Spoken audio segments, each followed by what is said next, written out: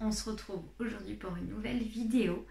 Je voulais faire une petite présentation de ma surjeteuse que j'ai depuis début juin il me semble. Ouais, ça doit être ça, je l'ai depuis début juin, donc je l'utilise quasiment quotidiennement, ouais à peu près. Je l'utilise minimum une fois par semaine, mais j'utilise quasi quotidiennement en ce moment vu que je suis en congé.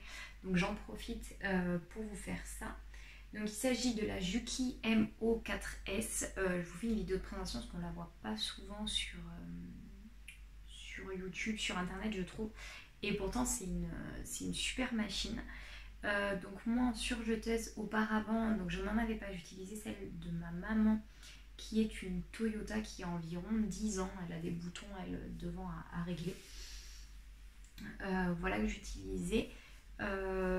Pourquoi j'ai choisi ce modèle? D'un, parce que pour faire le rouloté, alors sur la machine de ma maman, pour faire le rouloté, il faut démonter toute la plaque du bas pour changer la plaque, etc. Sur celle-ci, il n'y a pas besoin.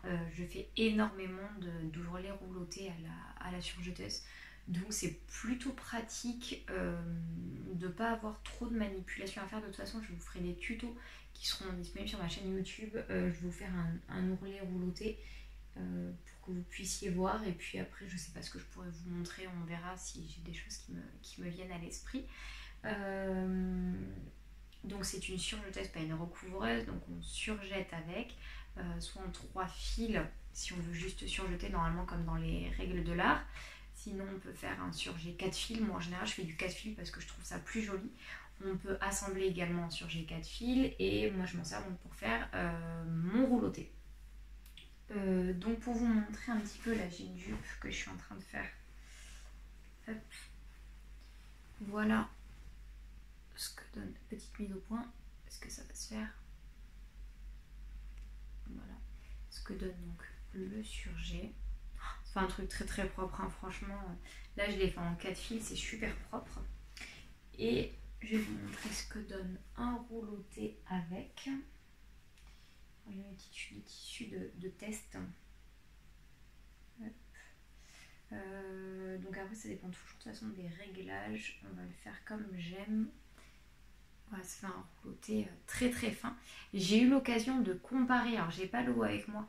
Une fois j'étais chez ma maman, donc j'avais fait mes 2 roulotés pour mon volant du Top Paresse que j'ai fait. Je l'ai montré dans mon podcast numéro 3 je crois. Les 2 volants je les ai fait sur la mienne.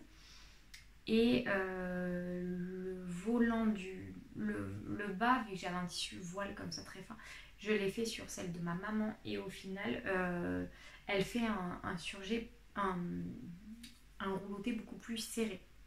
Donc ça c'est ce que j'aime beaucoup. Pourquoi j'ai choisi cette marque?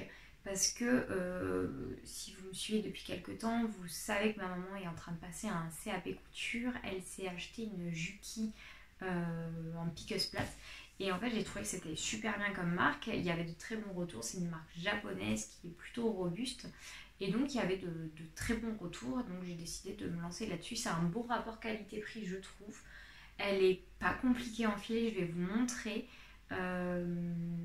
Et elle coûte dans les 350-400 € à peu près. Je vous mettrai un lien dans la barre d'infos. Voilà, elle est pas excessive. Je l'ai reçue, alors moi je l'ai commandée par le site de Darty. Et je l'ai reçue si je l'ai commandé le vendredi, peut-être le mardi ou le mercredi je la recevais. Voilà, ça a été très très rapide. Je vais changer la caméra, comme ça je vais vous filmer et vous allez un petit peu mieux voir comment ça se passe. Donc j'espère que vous allez bien voir. Donc voici donc la machine, j'hésiterai pas à bouger s'il y a besoin. Donc en haut, je vais vous porter. Donc derrière on a donc le porte-bobine qui est là, avec donc les 4, actuellement je suis montée en noir. Ici, vous avez donc les 4, je vous repose, j'espère que ça ne va pas vous donner le mal de mer tout ça. Donc vous avez les 4 couleurs, vous allez voir c'est très très bien conçu. Donc avec les différentes molettes de réglage. Ici donc vous avez pour la longueur de poing, donc voilà suivant comment on met. Et je vais vous tourner, j'espère que vous allez voir. Oups. Et ici, donc, si vous êtes sur un tissu extensible ou un tissu normal, moi, en général, je laisse en normal. Je vais essayer de plus vous bouger maintenant et de vous montrer. Donc, c'est une surjeteuse que l'on enfile donc manuellement, sauf qu'elle a un petit truc en plus pour aller enfiler un déboucleur. On a une petite aide. On a une petite poubelle qui est fournie avec. Ça, clairement, alors moi, je me disais, ouais, c'est pas indispensable. Si, c'est indispensable. Et vous voyez, j'en ai même partout. Alors, vous voyez pas, mais j'en ai partout là en bas quand même. Mais voilà, c'est vraiment un truc indispensable. Excusez-moi, je bloque la caméra, sinon elle va s'écrouler d'ici peu. Donc, pour passer donc ces fils ici en haut, on tire donc ici sur le côté, on baisse. Et là, donc, on a un petit schéma qui est fait par couleur. Donc, en premier, on enfile le bleu, puis le rouge, puis le vert, puis le orange. Et donc, je ne sais pas si vous voyez, si vous devez le voir, ici et ici, en fait, vous avez des pastilles de couleur. À chaque endroit où doit passer votre fil, vous avez les pastilles de couleur, donc c'est super bien fait. Je vais essayer de vous rapprocher. Est-ce que je peux faire un petit zoom? Oui, je peux faire un petit zoom. C'est un peu... voilà. Là, vous devez voir ce dont je vous parle. Vous voyez donc les différentes pastilles rouges là, ici, les pastilles bleues, qui vous permettent en fait de savoir où doit passer votre fil. Donc vous le passez en haut. Hop, vous le passez en haut ici, vous descendez, il faut bien aller le cranter dans les disques. Moi la première fois je me disais ouais c'est de la merde, ça marche pas. Non bien sûr Sandra tu n'as pas cranté dans les disques. Puis hop, vous descendez dans le premier, ici, ici, et après vous passez ici, dans la petite molette. Hop, je vais tourner. Qui est ici en fait. Voilà. Pour le rouge, bon pareil, vous suivez le même tracé, sauf que le rouge donc a cette petite particularité. Donc en fait ici, de l'autre côté, il y a une petite molette là-dessous, vous soulevez, vous tirez. Donc ici pareil, vous avez un autre réglage, je ne sais plus ce que c'est, je suis honnête avec vous. Moi je laisse toujours en normal, je vais vous montrer en fait mes réglages sont assez simples. Et donc, pour passer le rouge en fait, vous avez un petit... vu que le rouge, il passe là en bas, ici, ici, et il doit aller dans un petit... alors, vous voyez où il y a mon doigt là, vous voyez où est mon doigt ici, hop, quand vous suivez ici, il doit passer là derrière en fait dans le boucleur. Et là en fait vous avez une petite targette, si vous regardez là, quand je vais soulever, vous voyez, hop, elle bouge. Et donc elle va vous passer automatiquement votre fil derrière, ce qui vous permet de le coincer et après de le passer là. Voilà, quelque chose de... Elle est relativement simple, vraiment. Et après, pour enfiler les deux aiguilles, hop, ici, vous suivez le schéma. La A et la B en aiguille. Vraiment, elle n'a rien de compliqué. Il faut savoir que je n'avais jamais enfilé de surjeteuse. C'était toujours ma maman qui enfilait sa surjeteuse. Donc, je n'ai jamais enfilé de surjeteuse. Et franchement, une fois qu'on prend le coup de main, ça le fait. Bon, vous voyez, il faut vraiment que je la nettoie. La mienne, elle est vraiment... J'ai cousu beaucoup de tissus beaucoup de mousseline. J'en ai un dernier là à faire et après, je m'attaque aux collections plus automne-hiver. Donc, je vais repartir sur du coton, des choses comme ça. Mais voilà, j'ai cousu beaucoup de mousseline et de viscose. Donc, ça fait plein de petits trucs. Il faudra que je la lave une fois que j'ai terminé tout ça, que je la nettoie, que je la lave. Donc, voilà pour l'enfilage. Hop, je vais vous dézoomer légèrement. Voilà. Et ici, vous avez un petit bouton. Vous voyez, hop, que j'avance, que je recule. Donc là, on est en normal. Et là, en fait, on se met en mode rouloté. Vous avez un R. Je sais pas si vous allez le voir. Il y a un R ici. Et là, il y a un N. Donc voilà, vous vous mettez en mode rouloté. Et donc, ça vous permet de passer directement en mode rouloté sans faire de manipulation particulière. Voilà, donc elle est plutôt bien foutue. Ici vous avez le petit couteau, donc le petit rasoir qui sert à couper vos tissus. Je ne la trouve pas particulièrement bruyante, la preuve je l'utilise le soir alors que mon fils est dans une chambre pas très loin. Je vais la brancher, parce que je crois pas que... Non, elle n'est pas branchée. Vous voyez le sommet de mon crâne je pense. Ah, je reviens, il faut que je branche la prise vraiment, j'arrive. Voilà, je vous ai remis en place. Donc quand on l'allume, on a la petite lumière. pour lever le pied de biche. Donc hop, c'est là derrière. Alors moi je trouve pas ça très pratique parce que je suis droitière. Donc des fois quand je tiens mon tissu, il faut que j'aille le faire avec la main gauche. Mais je gagne petit à petit en dextérité. Donc on va faire un petit truc là-dessus. On va se mettre comme ça. Donc ça c'est mes chutes hein, que j'ai gardé exprès comme ça pour permettre, voilà, vous voyez je tiens avec ma main gauche, alors je sais pas comment trop je me débrouille, mais voilà, bon je suis un peu ambidex donc c'est un peu compliqué, voilà c'est le seul point négatif que je pourrais dire, c'est cette, elle serait plus pratique pour moi sur le côté que derrière, mais sinon je chipote vraiment, donc je vais vous faire écouter le bruit.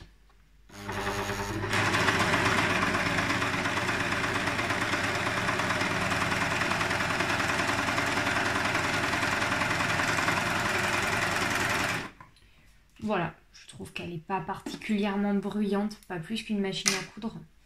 Hop. Et donc, sur la mousseline, voilà ce que ça fait. Avant et arrière. Pour ceux qui ont suivi, j'ai cousu avec tout mon top... mon t-shirt scrap de Gaëlle Couture Bordeaux et franchement nickel hein, je le passe en machine, il tient très très bien. Donc voilà pour cette petite présentation. Je vais vous préparer des tutos, déjà comment la mettre en rouloté pour vous montrer, et si vous avez des questions, que vous voulez voir d'autres choses, n'hésitez pas à me laisser des commentaires, ce sera avec plaisir. Je vais vous reprendre face caméra. Hop. Ouais, ce sera plus sympa, pas un gros plan mais ce sera plus sympa quand même. Voilà, donc je vous ai présenté ma surjeteuse. Ok, je vois pas ce que je peux vous dire de plus parce qu'elle est très simple, elle fonctionne bien, j'ai pas de soucis particuliers. Le seul petit problème que j'ai, c'est au niveau du rouge, là le dernier. Quand je fais du rouloté, j'ai le fil qui a tendance à sortir des disques. En fait, je l'ai passé 2 fois dans la petite canule là en haut, alors, je sais pas comment ça s'appelle, les petits disques là, je l'ai retourné 2 fois et depuis j'ai plus de soucis. Je devais pas avoir une tension assez bonne. Voilà, après franchement il n'y a pas de choses particulières. Elle est fournie, je vous dirais quoi, elle est fournie avec donc la grande pince à épiler qui m'est très très utile. Elle est fournie avec des disques, il y avait des aiguilles de rechange aussi. Il y a un couteau qui est avec de l'huile. En fait sur le côté je vous ai pas montré, je vais vous montrer. Elle est totalement décousue cette vidéo. Vous voyez ici sur le côté, hop, il y a un petit tiroir qui se glisse. Que cette vidéo est totalement décousue, vous m'en voudrez pas. Hein. Un petit peigne pour aller la nettoyer, voilà, il faut vraiment que je le fasse. Le petit tournevis qui va bien. Ça, c'est pour démonter donc tout ce qui est aiguille. Vous le verrez quand je vais vous sortir mon tuto. Et après les filets pour mettre sur les bobines pour éviter qu'elles se défassent trop vite. Je vais être honnête avec vous, je n'ai utilisé aucun des accessoires à part ça pour défaire une aiguille pour faire mon rouloté, ce que je fais tout le temps. L'huile actuellement je ne l'ai pas encore utilisée, peut-être que quand je vais la nettoyer je me dis que je vais l'utiliser. Le couteau pour le moment je me le laisse là. Les aiguilles, je crois que j'ai eu de la casse en aiguille, je crois que j'en ai déjà cassé une. Je ne sais plus ce qui s'est passé, je crois que j'ai eu un problème avec un fil et l'aiguille a cassé. Je ne sais plus exactement comment. Et ça, que je me laisse tout le temps, en fait ici avec mes ciseaux, etc. Parce que ça c'est mon indispensable de chez Indispensable. Voilà, qu'est-ce que je peux vous dire de plus? J'en suis très contente. Ça fait que depuis le mois de juin, mais comme je vous dis, je l'utilise vraiment toutes les semaines et quasiment tous les jours en ce moment. Elle n'a jamais défailli. On comprend très vite pourquoi elle ne fonctionne pas s'il y a un problème dans un fil, etc. C'est très très simple.